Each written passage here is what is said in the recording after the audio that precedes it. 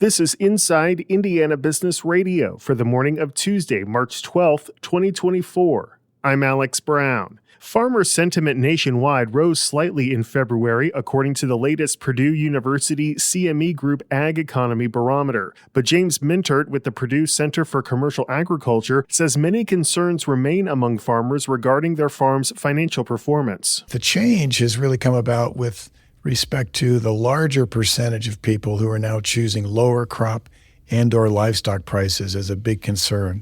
A year ago, only 18% of the people in the survey chose that.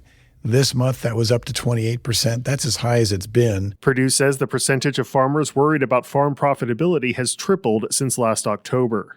Plans are in place for a 1.2 million square foot warehouse in Northwest Indiana that could result in up to $100 million in investment and hundreds of jobs. Our partners at the Times of Northwest Indiana report an unnamed Fortune 100 company is working with Illinois-based developer Venture One Real Estate to build the facility near the Lake County town of Lowell. An attorney representing the company and developer says they hope to break ground in May after receiving all necessary approvals. However, a timeline for completion was not immediately known. Indiana's unemployment rate was 3.5% in January, down from 3.6% in December. The Indiana Department of Workforce Development said Monday the state added 10,500 private sector jobs over the previous month. From the number one source for Indiana business news, this is Inside Indiana Business Radio. Southwest Indiana, your bold future starts here. IBJ Media, Inside Indiana Business, and the IEDC invite you to the third annual Engage Southwest Indiana, April 12th in Evansville, presented by CareSource, Indiana University, and Old National Bank.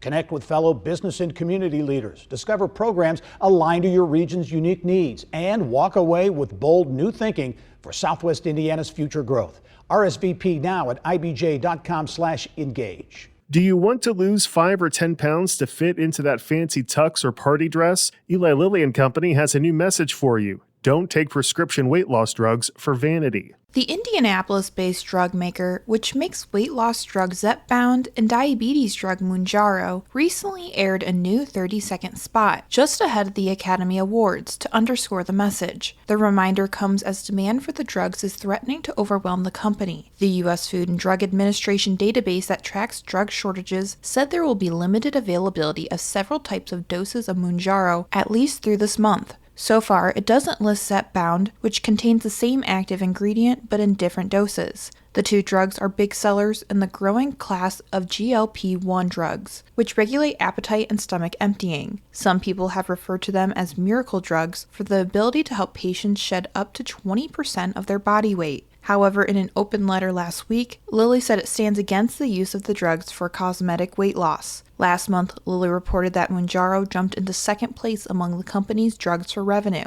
It rang up sales of $5.16 billion for the full year, putting it firmly in blockbuster territory. Lilly said significant demand for the drug will cause intermittent delays in filling orders. Zepbound, the weight loss drug that Lilly launched in December, rang up sales of $175.8 million in the fourth quarter.